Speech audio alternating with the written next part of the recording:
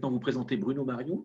Bruno Marion voyage dans le monde entier depuis 30 ans à la rencontre de PDG, de grandes entreprises, de petites entreprises, de millionnaires, de gens de situation en grande pauvreté, de leaders religieux, de gourous en Inde et de gourous de la Silicon Valley, d'artistes, de membres des forces spéciales, de détenus en prison, d'activistes, de politiciens, d'entrepreneurs.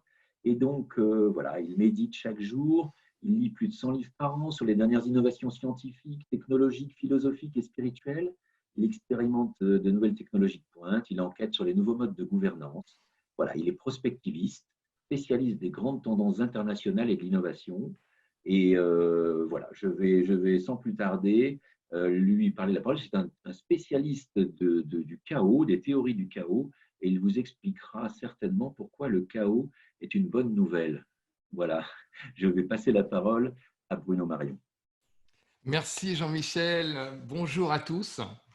Alors je ne sais pas vous, mais moi les deux des questions que j'entends le plus en ce moment, c'est est-ce que ça va revenir comme avant et est-ce que ça sera mieux après?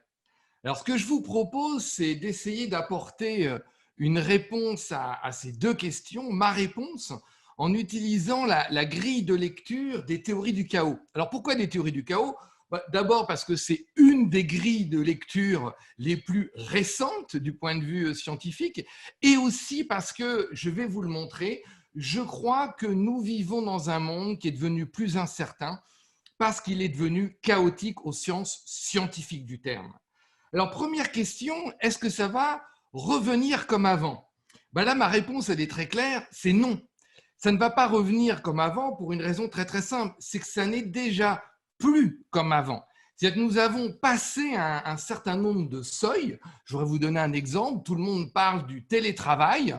Si vous étiez un futuriste il y a 3 mois, vous voyez le monde de manière linéaire, vous auriez pris les courbes et vous auriez dit, il faut à peu près 20 ans, il va nous falloir 20 ans pour arriver à la situation qu'on est en train de mettre en place aujourd'hui. C'est-à-dire qu'on a, en quelque sorte, on a eu une sorte d'offre de 3 mois d'essai gratuit et obligatoire qui nous a fait passer un seuil complet. Et on a plein d'exemples comme ça aujourd'hui où des seuils ont été passés, même avant le Covid, parce que globalement, nous n'avons jamais été aussi nombreux, parce que nous n'avons jamais été aussi connectés, parce que aussi un certain nombre de phénomènes se sont accélérés. Par exemple, la diffusion de l'information, on voit un certain nombre de phénomènes qui s'auto-amplifient. Ça, c'est une des caractéristiques d'un monde chaotique.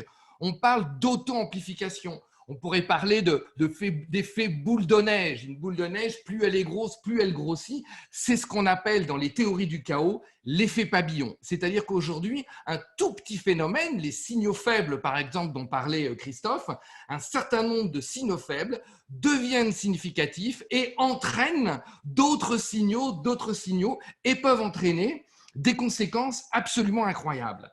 Alors, des crises, il y en a déjà eu. Des pandémies, il y en a déjà eu. Des pandémies même beaucoup plus meurtrières. La différence avec ce que nous sommes en train de vivre, ce que nous vivions déjà avec la crise du Covid, simplement là, ça le rend, je crois, encore plus visible, c'est qu'aucune pandémie, aucune crise n'a affecté autant de gens sur Terre en si peu de temps. Aucune pandémie, même celles qui ont été beaucoup plus meurtrières, ont affecté en quelques semaines la moitié de la population mondiale. Ce qui change aujourd'hui, ce sont l'échelle et la vitesse. Encore une fois, aucune transition n'a affecté autant de gens en si peu de temps. Avant, on peut dire qu'on avait des crises cycliques. Alors moi, je ne suis pas un spécialiste de l'économie, mais vous voyez tous, quoi. Ça monte, ça explose, hop, ça descend. Alors, il y a toujours des crises cycliques, bien évidemment. Ce que nous voyons aujourd'hui, ce sont des crises qu'on appelle systémiques, des polycrises, c'est-à-dire qu'une entraîne l'autre. Une crise sanitaire entraîne une crise économique qui elle-même peut entraîner une crise sociale, regardez les États-Unis, qui elle-même peut entraîner une crise politique, qui elle-même du coup peut déclencher une crise financière, qui va peut-être déclencher une autre crise économique. On a l'effet boule de neige dont je parlais, on a l'effet papillon. Donc, ce que je peux dire pour cette première question, c'est non, le monde ne va pas redevenir comme avant parce que dans un certain nombre de domaines, pas tous, nous avons passé le tipping point, nous avons passé un certain nombre de seuils.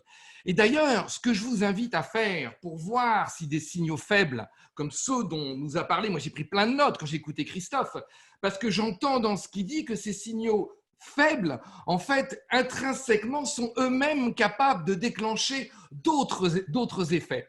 Donc, soit vous voyez un signal et finalement, au bout de 2 ou 3 ans ou au bout de 2 ou 3 jours, il a disparu, ce n'était pas un signal faible significatif. Si au contraire, il devient, comme il nous a expliqué, quelque chose qui va transpercer dans l'ensemble de la société parce qu'il s'est auto-amplifié, et bien là, vous pouvez dire qu'il faut y faire extrêmement attention. Deuxième question, est-ce que ce sera mieux après? Alors là, ma réponse, c'est ça dépend.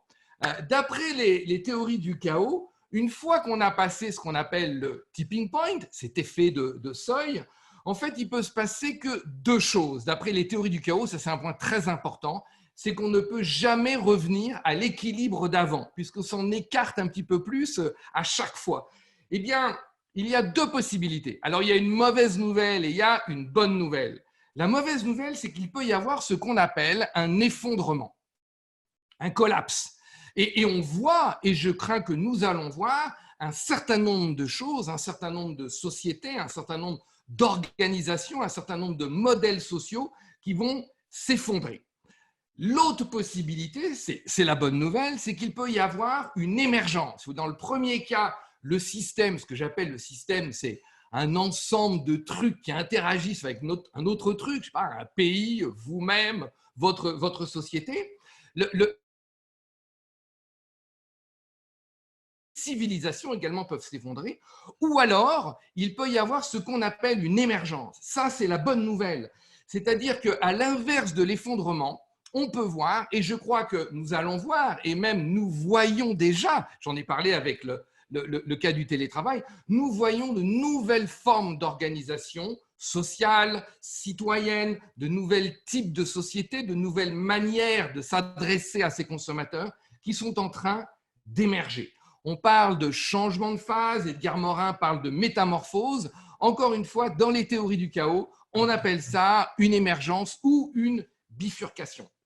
Alors, une émergence, ça ne veut pas forcément dire la disparition de tout le système d'avant. Au contraire, quand il y a une émergence, au sens des théories du chaos, il y a ce qu'on appelle on transcende et on inclut le précédent. C'est-à-dire, quand vous regardez l'émergence de la vie, par exemple, de l'atome à la molécule, de la molécule à la cellule vivante, de la cellule vivante à l'organisme, jusqu'au mammifère, jusqu'à vous-même, eh bien, vous-même, vous incluez votre corps, mon corps est fait d'organismes, d'organes qui lui-même est fait de cellules vivantes qui sont faites de molécules. Donc, en fait, moi, ce que je prévois, c'est que le monde d'après, s'il est meilleur, s'il ne s'effondre pas, en fait, va inclure un certain nombre de choses du monde que nous voyons aujourd'hui. On peut dire en quelque sorte qu'il va peut-être y avoir l'effondrement de certaines choses, et ce n'est pas forcément une bonne nouvelle, et l'apparition, l'émergence de nouvelles choses. Ce qui est important aujourd'hui, c'est de quel côté on veut être d'abord dans son organisation. Est-ce qu'on veut être du côté des émergences ou des effondrements? Et la deuxième chose, c'est comment comprendre, comment identifier. On l'a vu par exemple, l'effet papillon peut nous aider à identifier des signaux faibles qui vont devenir significatifs. On a d'autres outils, par exemple. J'ai reconnu dans tout ce qu'a dit Christophe, comment les images fractales peuvent nous aider à non seulement identifier, mais à comprendre ce monde multicommunautaire qui apparaît. Voilà. En résumé, ce que je voudrais vous dire, c'est que oui, je crois qu'on est beaucoup à l'avoir dit, le monde change et change à une échelle, à une vitesse qui ne s'est jamais vue. Il se métamorphose et ça peut être une excellente nouvelle si on a les bons outils, si on a les bonnes lunettes pour le comprendre. Merci beaucoup. Deux dernières questions et nous clôturerons ensuite. Pour Bruno Marion, y a-t-il des facteurs ou des indicateurs qui laissent penser que l'on se dirige vers une émergence ou une faillite? Est-ce que vous auriez un exemple à nous donner dans une situation de chaos que vous avez étudiée?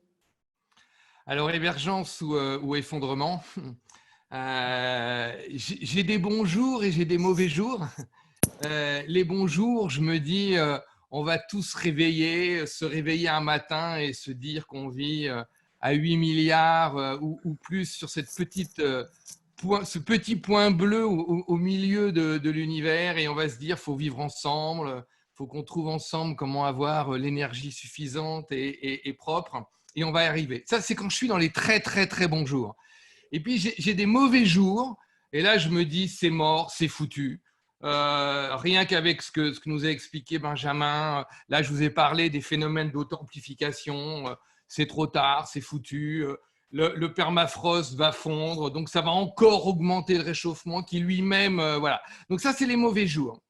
Et puis, la plupart des jours, en fait, je suis entre les deux et je me pose la question suivante, et ça va être ça, ma réponse, en tout cas, une partie de ma réponse, c'est quel est, excusez-moi là aussi pour le langage scientifique, mais quel est le niveau de claque dans la gueule qu'il va falloir qu'on prenne pour justement répondre à la question énergétique, répondre aux questions sociales, répondre aux questions de sens auxquelles nous sommes confrontés. Alors, je crois qu'on voit déjà plein de petites choses émerger. C'est celles que j'observe quand je suis de bonne humeur. C'est la première fois avec le Covid, par exemple, qu'on a un tel niveau de conscience d'habiter tous ensemble sur cette planète. Voilà, donc quand je suis optimiste, je me dis, est-ce que ça va suffire? Je ne sais pas. Je voudrais conclure ma réponse en disant que ce que je sais, parce que ce sont les théories du chaos qui me le disent, c'est que dans ce monde qui est devenu chaotique, où on voit plein de phénomènes d'auto-amplification, on n'a jamais eu autant de pouvoir, en fait, pour dessiner notre futur. Dans le monde d'avant, dans le monde que j'appelle linéaire, qui était assez proche de l'équilibre, même si on l'a vu, il y avait déjà plein de crises cycliques. On revenait à l'équilibre, par quelques exemples. Pour faire changer les choses, il fallait être très puissant. Il fallait être le président du pays, aujourd'hui le président du monde. Il fallait être très riche ou être très nombreux et on pouvait faire la révolution. Il fallait avoir beaucoup de force et de puissance pour faire changer les choses. Aujourd'hui, grâce à l'effet papillon, paradoxalement, vous n'avez jamais eu autant de pouvoir parce que nous sommes dans un monde turbulent, dans un monde incertain, dans un monde chaotique. Vous n'avez jamais eu autant de pouvoir individuellement, quelle que soit la taille de votre entreprise. Donc, ma réponse, c'est nous pouvons faire le choix de l'émergence et s'appuyer sur tous les petits signes qui existent déjà pour en faire un monde, je ne sais pas comment dire, le monde d'après, un monde meilleur.